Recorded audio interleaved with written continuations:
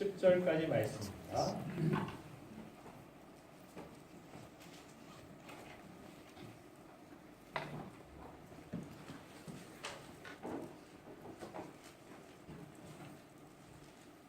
사도행전 3장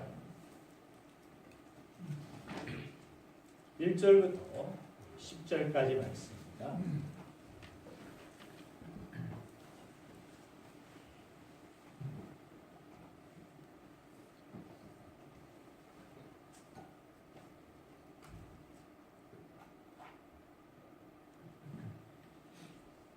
제가 먼저 읽겠습니다. 사도행전 3장 1절부터 10절. 제9시 기도 시간에 베드로와 요한이 성전에 올라갈새 나가서 못 걷게 된 일을 사람들이 보니 이는 성전에 들어가는 사람들에게 구걸하기 위하여 날마다 유림이라는 성전문에 두는 자라. 그가 베드로와 요한이 성전에 들어가려 함을 보고 구걸하거늘 베드로가 요한과 더불어 주목하여 이르되 우리를 보라 하니 그가 그들에게서 무엇을 얻을까 하여 바라보거늘 베드로가 이르되 은과 금은 내게 없거니와 내게 있는 이것을 내게 주니 나사렛 예수 그리스도의 이름으로 일어나 걸으라 하고 오른손을 잡아 일으키니 발과 발목에 곧 힘을 얻고 뛰어서서 걸으며 그들과 함께 성전으로 들어가면서 걷기도 하고 뛰기도 하며 하나님을 찬송하니 모든 백성이 그 걷는 것과 하나님을 찬송함을 보고 그가 본래 성전 비문에 앉아 구걸하던 사람인 줄 알고 그에게 일어난 일로 인하여 심히 놀랍게 여기며 놀라니라. 아멘. 오늘 본문의 말씀처럼 심히 놀라게 되고 또 놀라는 하나님의 놀라운 기적이 여러분들의 삶의 일상 가운데 임하게 되는 그런 축복이 있기를 주님의 이름으로 축원드립니다.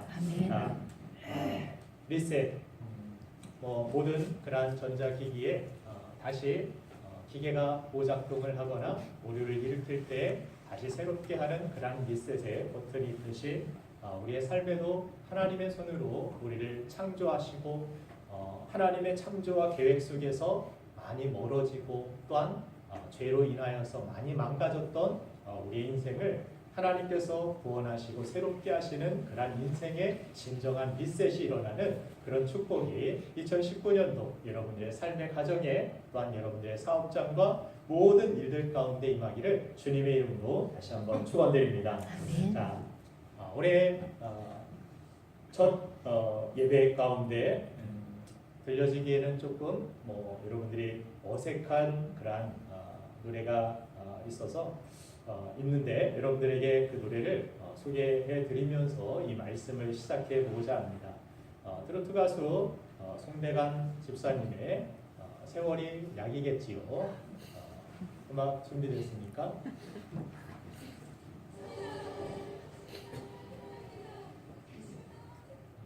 노래가 아닌 것 같은데요.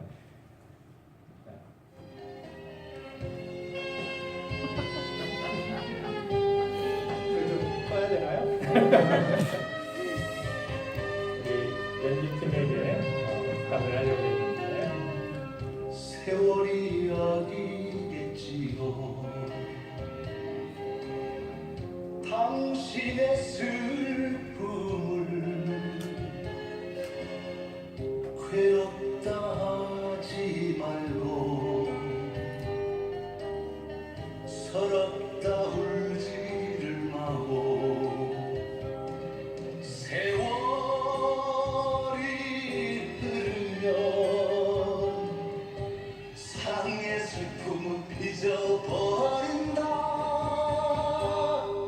이 슬픔 모두가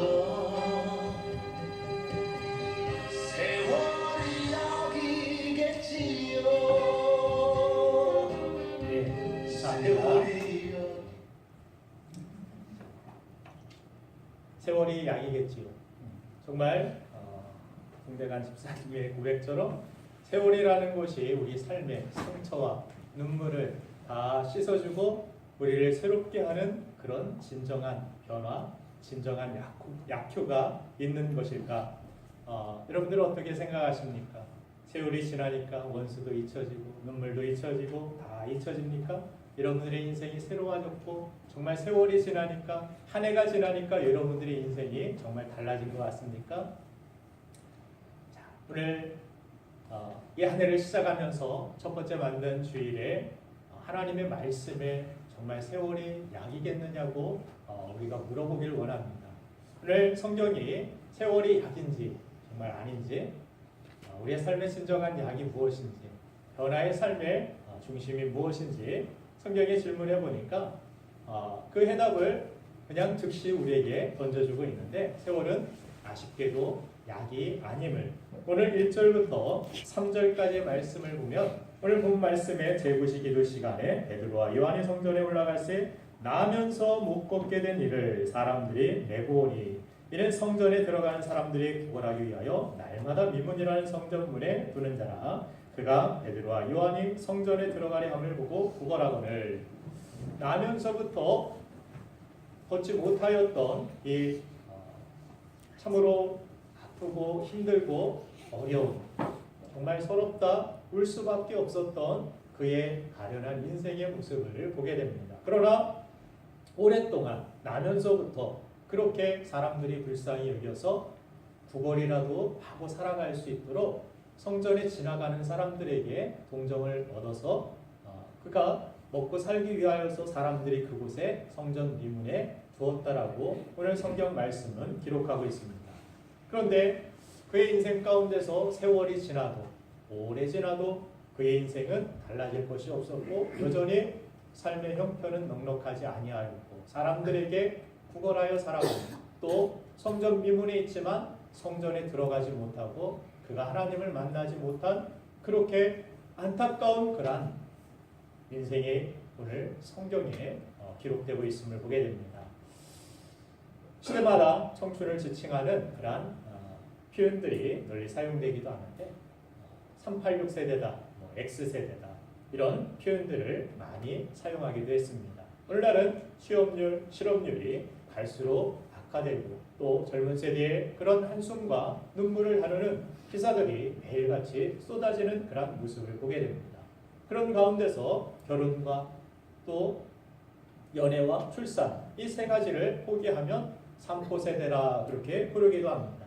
여기에다가 내 집 마련과 인간관계를 포기하면 5포 세대다 그렇게 부르기도 하고 여기에 꿈과 희망까지 포기한 세대를 7포 세대라 그렇게 진화를 하다가 급기야 모든 것을 포기한 M포 세대, 무한대다. 모든 것들이 그냥 소망이 없다. 하루하루 그냥 먹고 사는 것, 하루하루 내 미래는 그냥 하루만 하루살이와 같이 살아가는 M포 세대가 되어버리는 안타까운 기사들을 보게 됩니다. 요즘에는 또 거기에다가 한술 더 떠서 무민 세대라고 하죠. 무 없을 무에 민, 영어의 민을 써서 아무 의미가 없다. 인생이 아무 의미 없는 하루하루 오늘도 오늘 성경에 등장하는 이 인물과 같이 내 인생이 무슨 의미가 있을까? 오늘 구걸해서 많이 먹으면 더 좋은 거고 적게 먹으면 또 내일 또 구걸해서 살아야 되고 영광된 미래가 보이지 않고 정말 답답한 그러한 오늘 본문에 나와 있는 이 세대와 같이 우리 세대의 많은 사람들이 많은 청년들이 그렇게 아무 의미 없는 것 같은 세상을 살아가고 무기력하게 하루하루를 버티며 살아가는 이러한 세대를 우리가 살아가고 있는 줄로 압니다. 그래서 오늘 본문에서도 이렇게 포기한 인생을 발견하는 것입니다. 오늘 4장 22절 우리 읽지 않았지만 4장 22절 말씀을 이렇게 내려가 보면은 이표적으로 병 나은 사람은 40여 세나 되었더라고 이야기하고 있습니다. 몇 세나 됐습니까? 나면서부터 안진뱅이가 되어가지고 40년 동안을 무려 걷지도 못하고 그렇게 구걸을 하면서 앞으로 또 어떻게 10년을 또 그렇게 인생을 미래를 살아갈 수 있을까? 정말 고달프고 미래가 보이지 않았던 모든 것들을 포기한 M포 세대와 같은 오늘 본문에 등장하는 이 안진뱅이가 그의 삶에 진정한 변화가 일어나는 획기적인 변화가 일어나는 정말 삶의 리셋이 시작되는 그러한 기회가 그에게 주어졌음을 오늘 성경은 말씀해주고 있습니다. 그전에는 변변한 집도 없었을 것이고 결혼도 하지 못했을 것이고 몸은 그렇게 부자유스럽고 그저 날마다 구걸하고 목숨만 부지하고 사는 그러한 인생.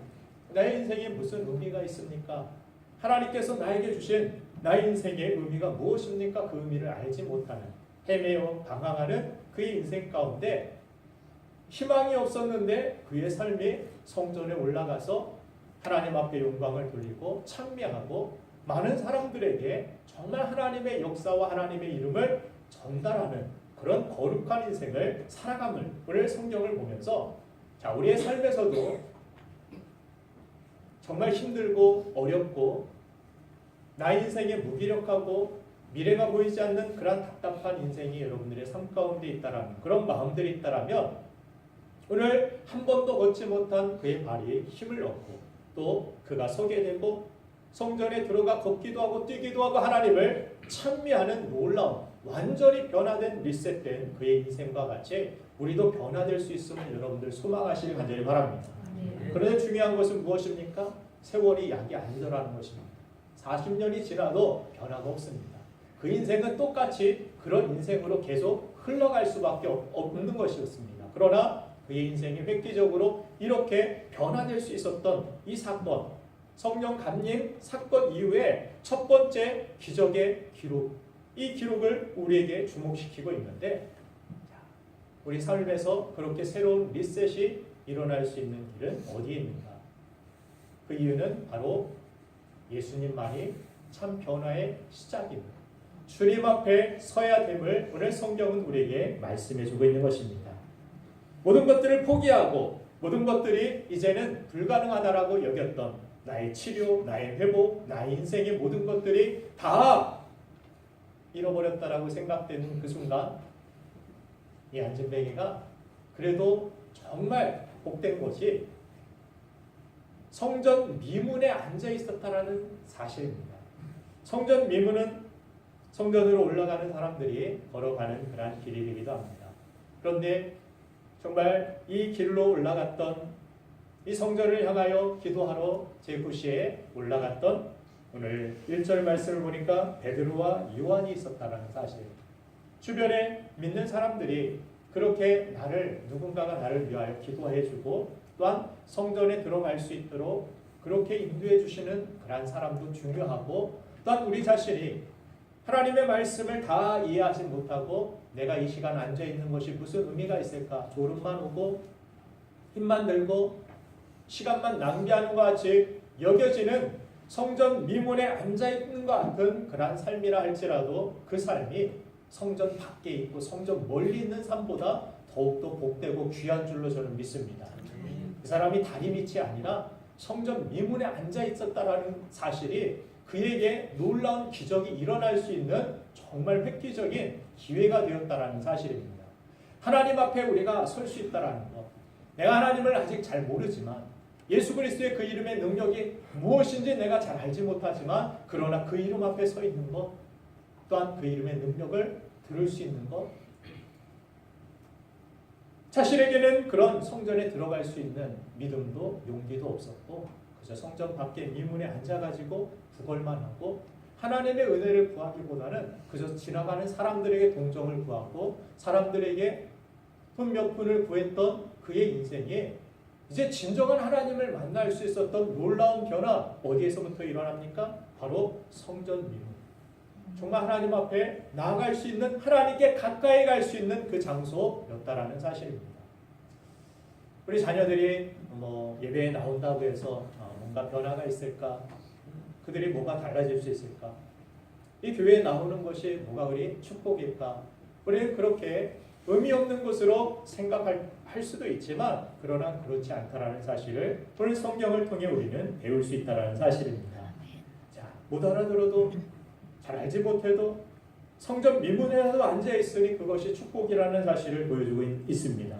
그리고 이왕 이 가까이 왔다라면 우리는 누구의 이름을 만나고 누구를 우리가 진정으로 만나는 그런 축복이 있어야 됩니까? 오늘 베드로와 요한이 이들을 만난 것도 축복이었고 이가 그 자리에 앉아 있었던 것도 축복이었습니다. 주변에서 나를 이끌어준 그런 누군가도 축복이었고 성경 가까이 올 수 있었던 그런 기회가 나에게 주어졌다라는 것도 축복이었습니다. 그러나 진정한 축복은 그냥 미문에만 앉아있는 것이 아니라 이 사람이 예수의 이름을 들었고 예수의 이름의 능력이 선포되었고 그가 예수의 이름을 믿었을 때 놀라운 하나님의 기적과 역사가 그의 삶의 진정한 리셋이 시작되었다라는 것을 오늘 성경은 우리에게 말씀해주고 있는 것입니다. 아멘. 그가 처음에는 미문에서 기도하는 것도 아니었고 그의 나라를 그의 의를 구하는 그런 큰 믿음이 있었던 사람도 아니었습니다.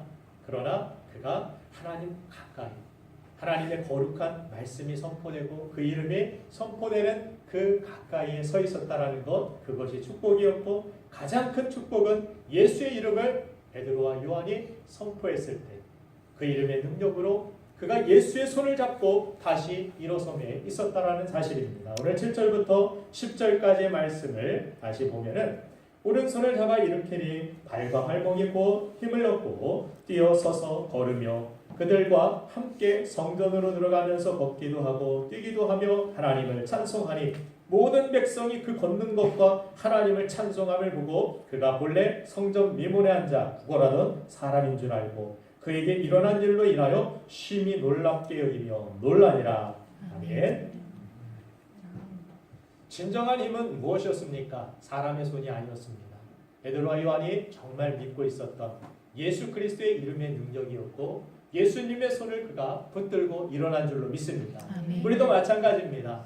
사람의 손을 의지하지 아니하고 사람에게 구걸하지 하는 인생이 아니라 진정한 하나님의 축복과 능력으로 말미암아 사람들을 오히려 놀라게 하는 인생, 그러한 인생을 여러분들 살고 싶지 않습니까? 그런 인생을 살기를 원한다면 이 성전에 와서 그저 우리가 내가 구할 것, 내가 얻을 것, 돈 몇 푼 그거 구하기 위하여서 이 자리에 온 것이 아니라 여러분들이 이 자리에 나올 때 무엇을 진정으로 찾아야 되고 불러야 되고 만나야 됩니까? 바로 예수님이십니다. 예수의 이름을 불러야 되고 예수님을 만나야 되고 예수 이름의 능력으로 여러분들을 일어서야 될 줄로 믿습니다. 나는 예수의 이름으로 일어서리라. 나는 예수의 이름으로 내가 다른 사람들까지도 일으켜 세울 수 있는 베드로와 요한과 같은 그런 사람으로 내가 나아가리라는 그런 결단이 새해 있기를 간절히 축원합니다. 그래서 성전에 올 때 항상 무엇을 구걸하는 사람과 같이 내가 무엇을 얻어갈까 하는 그런 사람은 어떻게 보면 이 사람이 그냥 베드로와 요한이 지나가 버렸다라면 뒤에서 욕하고 마음속으로 그렇게 저 사람은 매정하다 그렇게 서운하고 그런 섭섭한 감정만 있었을지 모르겠습니다. 그러나 여러분들 많은 사람들이 그래요. 장학금을 받는 사람들을 부러워하고 장학금 주는 사람을 부러워하지 않는 그런 안타까운 그런 모습들을 보게 됩니다. 저 사람은 얼마 받았어? 저 사람은 뭘 받았어? 그러나 여러분들 정말 우리가 소망해야 될 사람은 어떤 사람입니까? 장학금 주는 사람입니다. 남에게 베푸는 사람이고 도와주는 사람이고 이렇게 예수의 이름을 전하면서 힘을 일으켜주는 그런 사람이 우리 신부 가족이 되어야 될 줄로 믿습니다. 그래서 우리 신앙생활이 그저 교회만 왔다 갔다 하는 그런 모습이 아니라 바로 우리 신앙이 예수 그리스도 앞에 주님을 만나는 그러한 인생이 되어야 됨을 오늘 성경은 우리에게 보여주고 있는 것입니다. 그리고 우리가 그 이름의 능력을 받았을 때 오늘 베드로와 요한과 같이 그냥 지나쳐가지 아니하고 정말 일어날 수 없는 그죠? 예수님 아니면은 일으킬 수 없는 그 사람에게 예수의 이름을 전해 주었다라는 사실 이것이 우리에게 또한 큰 도전이 되고 은혜가 되는 것입니다. 올 한 해 여러분들은 어떻게 신앙생활 하실 것입니까? 그저 교회만 왔다 갔다 하면서 안진뱅이와 같이 그냥 오늘 하나님 뭐 사업이 어려우니까 돈 좀 주십시오. 건강이 어려우니까 건강 좀 주십시오. 안 주면 말고요. 뭐 서운하면 그냥 원망하고 그런 성전 미문에 앉은 이 안진뱅이 같은 그런 신앙생활을 하시겠습니까? 아니면 베드로와 요한과 같이 나에게 주신 은혜, 나에게 주신 소망, 나에게 주신 예수의 이름의 능력을 정말 나에게 진정한 기쁨이 되고 소망이 되고 앞을 내다볼 수 없었던 나의 인생 베드로와 요한도 예수님의 죽음 앞에서 그들은 무기력하게 소망을 잃어버렸고 미래를 잃어버렸고 앞으로 나아갈 수 없어서 그들은 꽁꽁 문을 걸어 잠그고 숨기도 하였고 예수님을 부인하고 배반하기도 하였고 그렇게 실패하고 그렇게 낙심하였던 그들에게도 부활하신 주님을 만나게 되고 그들이 예수의 이름의 그 능력이 무엇인지 주님이 우리에게 주시고자 하셨던 그 생명이 무엇인지를 부활의 능력이신 예수님을 만났을 때 갖게 되었고 그런 능력을 발견하게 되니까 그런 소망을 발견하게 되니까 이들은 가만히 있을 수 없었습니다. 그렇게 소망 없이 나의 모습과도 같이 성전 미문에 그저 사람들이 구걸하고 사람 눈치만 보고 다시 물고기나 잡으러 가겠다라고 그렇게 세상으로 향했던 그의 인생이 예수님을 만나서 변화되어 이렇게 기쁨으로 성전에 나아갈 수 있고 하나님께 감사와 영광을 돌리는 그렇게 주님의 진정한 제자로 살아갈 수 있음과 같이 이 사람에게도 예수님을 만나면 달라질 수 있고 삶이 리셋이 일어날 수 있다는 사실을 베드로와 요한이 믿었던 것처럼 우리 사랑하는 성도님들도 마찬가지입니다. 주님은 우리를 구원하셨습니다. 주님은 우리에게 부활의 생명을 허락하여 주셨습니다. 아멘. 믿습니까? 아멘. 그 사실을 믿는다라면 주님께 우리의 소망이 있음을 주님이 나의 기쁨이 된다라는 사실 나의 힘이 되시고 능력이 된다라는 사실을 우리가 믿는다라면 지금도 그렇게 성전 미문에 성전에 들어가지 못하고 하나님 앞에 기쁨으로 찬미하지 못하고 영광 돌리지 못하고 또 삶에 그렇게 허덕이고 있는 낙심하고 있는 소망이 없는 이들에게 소망이 되시는 예수의 이름을 전해주고 오늘 7절 말씀과 같이 오른손을 잡아 일으키니 발과 발목이 곧 힘을 얻었다라고 성경은 말씀하고 있습니다. 아멘. 그들의 손을 잡아 일으켜주는 그런 거룩한 신부 가족들에게를 주님의 이름으로 축원드립니다. 아멘. 힘을 주며 일으키는 자가 되기를 간절히 축원합니다. 아멘. 우리 남전도회, 여전도회, 우리 목장 식구들, 또 우리 교사분들, 교회에서 섬기시고 하시는 모든 분들 얼마나 감사하고 얼마나 아름다운 그런 삶인지 모릅니다. 그들이 또한 힘을 얻을 수 있도록 우리 목원들도 우리 회원들도 우리 사랑하는 모든 신부 가족들이 정말 저 사람에게 내가 어떻게든 힘이 되어줘야지 내가 저 사람에게 힘을 주는 사람이 되어야겠다라는 그런 생각과 소망이 있기를 간절히 바랍니다. 가정 안에서 내 남편에게 내 아내에게 힘이 되어줘야지 요즘 힘이 된 것 같은데 요즘 어깨가 축 늘어진 것 같고 정말 무엇인가 답답해하고 있는 것 같은데 다 이야기하지는 않지만 그러나 그들에게 내가 당신을 위해서 기도해 줄게요. 우리 자녀들에게도 소망이 없고 답답하고 진로에 대하여서 고민하고 있는 그 자녀를 위하여서 정말 따뜻한 편지라도 따뜻한 사랑의 그러한 메시지라도 그들을 위하여서 또한 따뜻한 기도로서 우리 부모님들이 힘이 되어 주기를 주님의 이름으로 축원드립니다. 아멘. 또 자녀들도 부모님들을 위하여서 기도로 응원해 주고 정말 하나님 앞에 그들도 정말 삶의 리셋이 일어나 예수 그리스도의 이름을 찬미하고 하나님께 영광을 돌리는 거룩한 삶 그리고 다른 누군가를 일으켜 줄 수 있는 베드로와 요한과 같은 사람으로 설 수 있도록 우리 자녀들이 부모님들을 위하여서 기도해 주고 응원해 주시면 감사하겠습니다. 아멘. 이 부족한 목회자도 여러분들의 응원이 필요합니다. 여러분들의 기도가 필요합니다. 아멘. 사도 바울이 전도 여행을 다니면서 꼭 성도들에게 부탁하고 다녔어요. 나를 위해 기도해 달라. 나를 위해 기도해 달라. 나 혼자 복음의 사역을 감당할 수 있는 것이 아니라 여러분들의 기도가 필요합니다라고 기도의 동역을 요청하였고 또한 그렇게 사랑하는 성도들이 사도 바울이 힘들고 지치고 매를 맞고 복음을 전하면서 핍박을 당했지만 그럼에도 지치지 않았던 것은 물론 하나님의 은혜였고 그리고 다른 성도들이 그들에게 힘을 보태어 주었기 때문임을 성경은 말씀하고 있습니다. 자, 지치고 힘들 때 정말 그만하고 싶다. 정말 못하겠다.